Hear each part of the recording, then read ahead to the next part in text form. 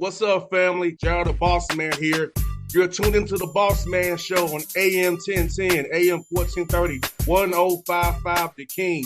Let the King out at 105theking.com and the Bossman Show at bossmanshow.com. Hit me up on Instagram, The Bossman Show, Twitter at Bossman Show, and Facebook, Bossman Show. It's the Bossman on your radio. Listen to the Bossman Show with your host, JR, Saturdays at 9 a.m. right here on AM 1010, The King. What's up, good people?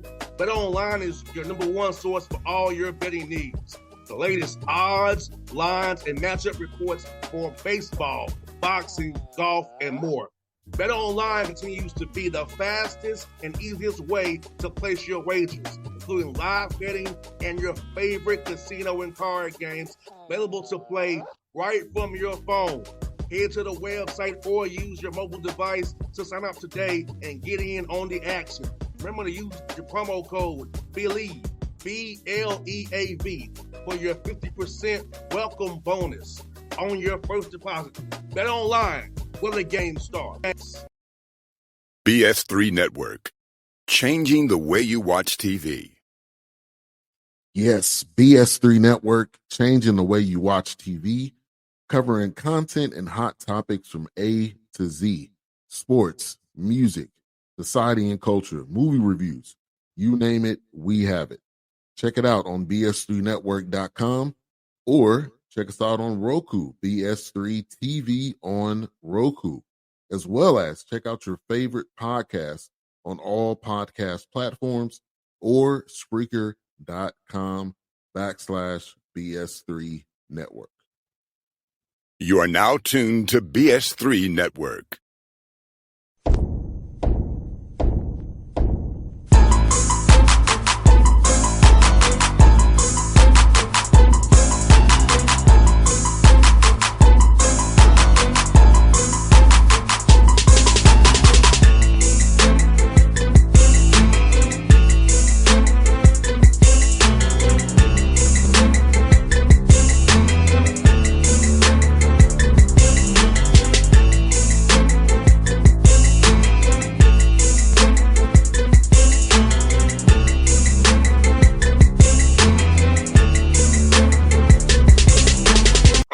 Back on the Bossman Show, Coach Michael Zampool here with me on the Bossman Show from Sacramento State, out of the Big Sky, the Hornets. Coach, how you doing out there in Sacktown, man? I'm doing good. Thanks for having me. Anytime, man. And let me ask you, for you, how's it been stepping over that one seat to be the head coach now and leading these young men and putting your stamp on the program? It's been good. It happened fast, so there wasn't a lot of time to think about it. We had a foreign tour early in the summer, so the change of leadership happened about a week before that, so there wasn't much time to work anything out except for how to get everyone on the plane and over to Australia for the tour. So it's moved quick, and the guys and the staff have done a tremendous job getting through the summer and into the fall semester. So we're excited with the group of young men we've got and having a good crack at it.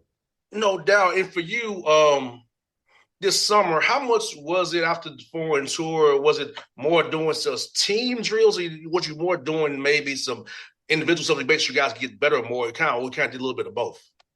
A little bit of both. The tour after the tour, we gave the guys a month off for them to reset because they'd really been on for nearly a full 12 months. So after the month off they had, we had a 6-week block of basically we called it system fundamentals. So the different fundamentals and techniques that the guys will need in their toolkit to be successful on the floor, whether it's here in Sacramento and hopefully when they go and play elsewhere after their college career as well. So it was fairly individual with some team concepts blended in with it.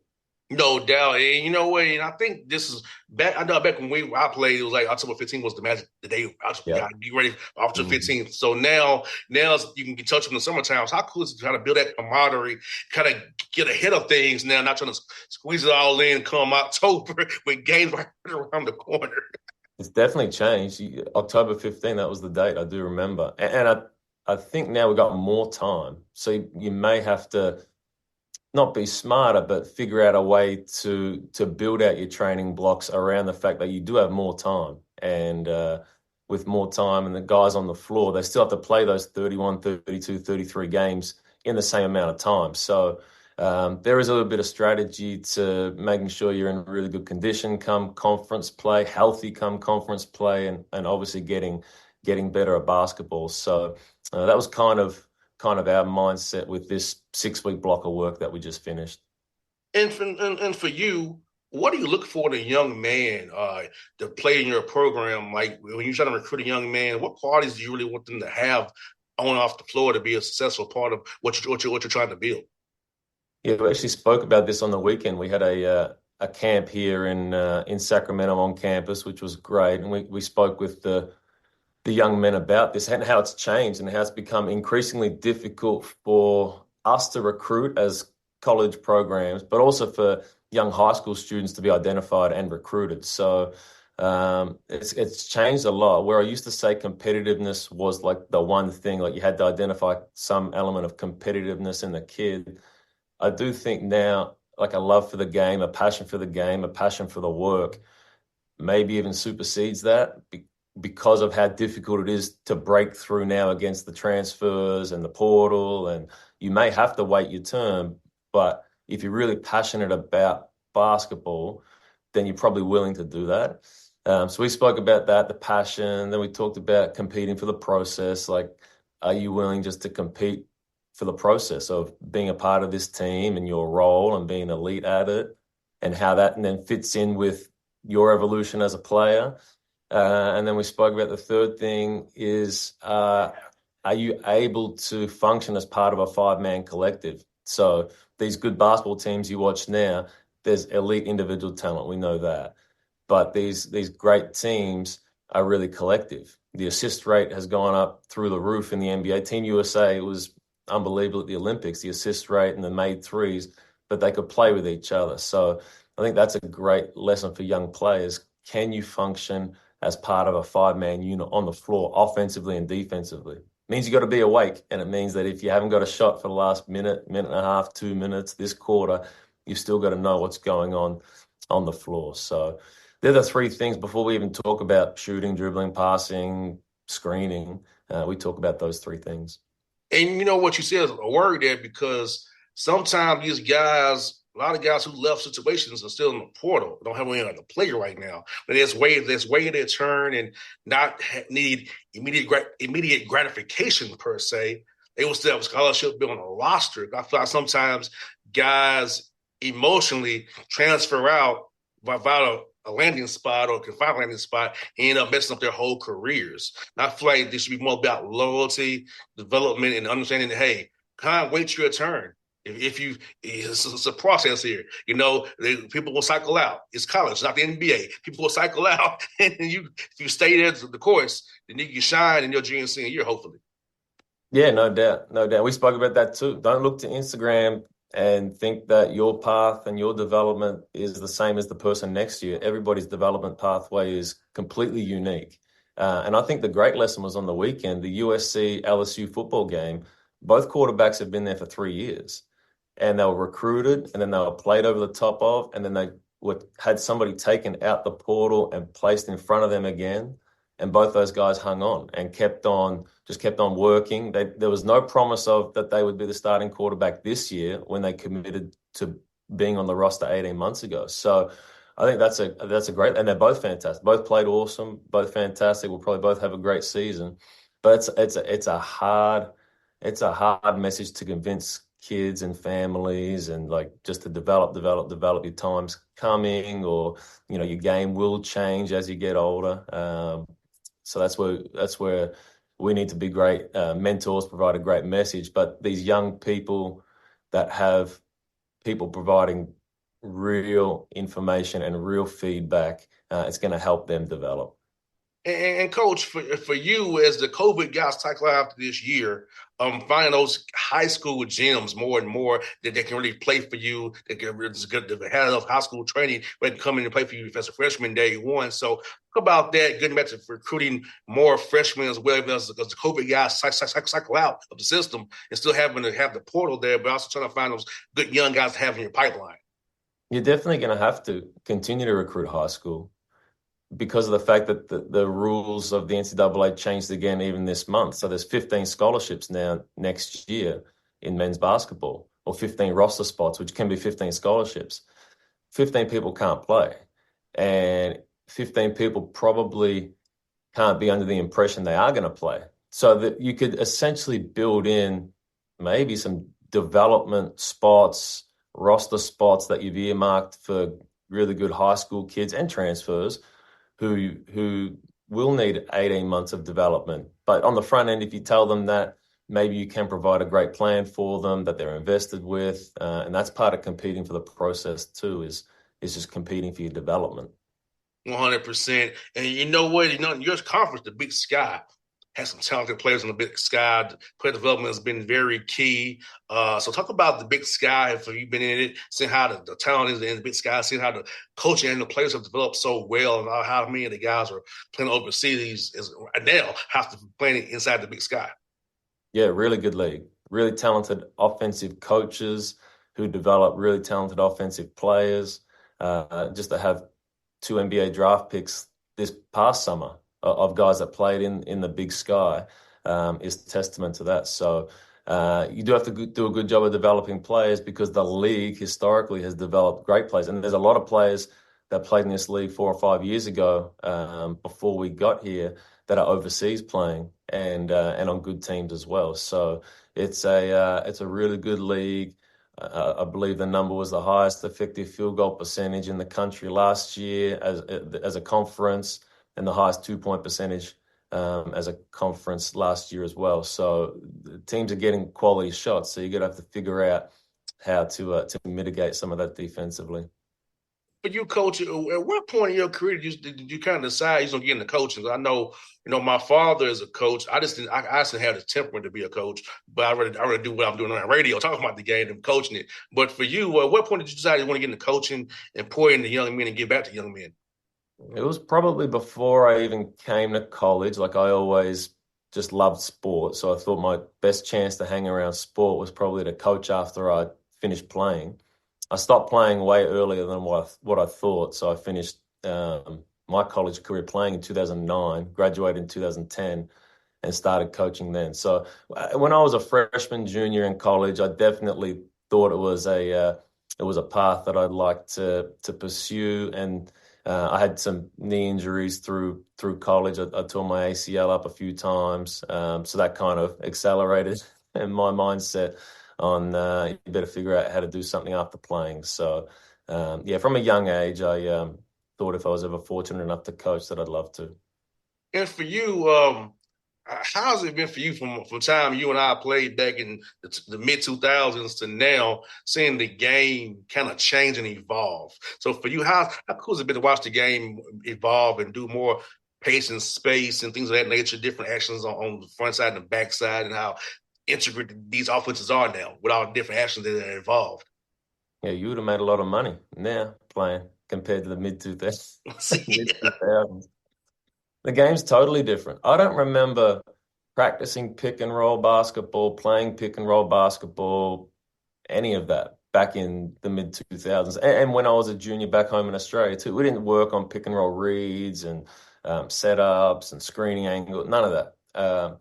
So the fact that every day is predicated on the floor around being really good at this and negating it defensively, that was a quick 20-year transition where the game looks nothing like it did back then. What still holds true is that tough, intelligent players are still going to figure out how to play really good basketball in the style that is 2024, 2025. So shooting is the one thing that if you were a really good shooter back then, you obviously had an influence on your team's success. And there are teams that can really shoot the ball now and teams that can really finish around the rim are the ones that are driving really good offensive efficiency. So it's the game has definitely changed.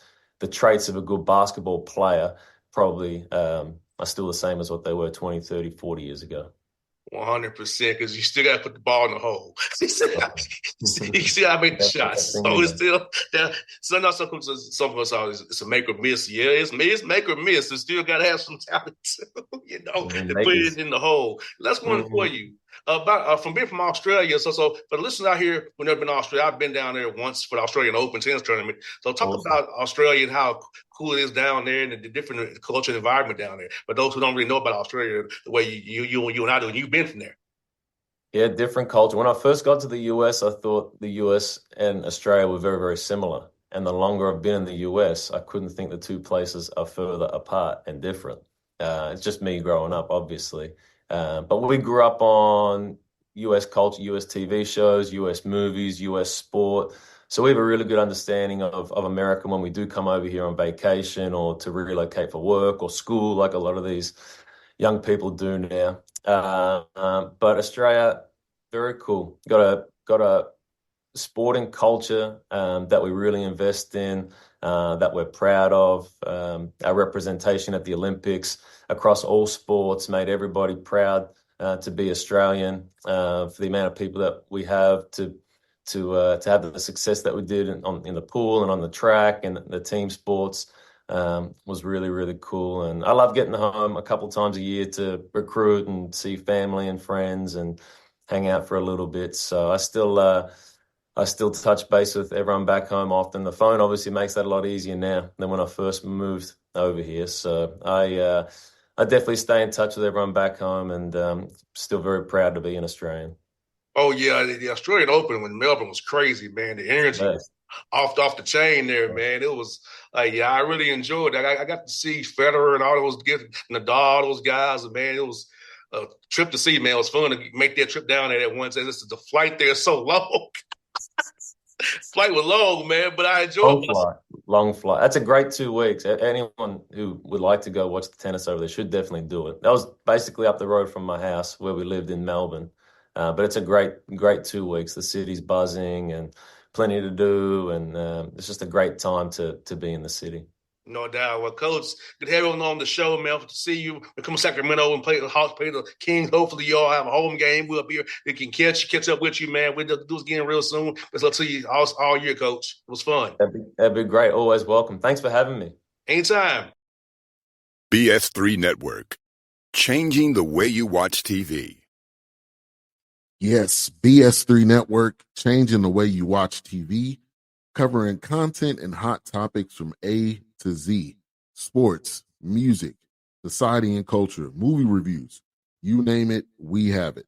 Check it out on bs3network.com or check us out on Roku, BS3 TV on Roku, as well as check out your favorite podcast on all podcast platforms or Spreaker.com/BS3 Network. You are now tuned to BS3 Network. What's up, good people? Bet Online is your number one source for all your betting needs. The latest odds, lines, and matchup reports for baseball, boxing, golf, and more.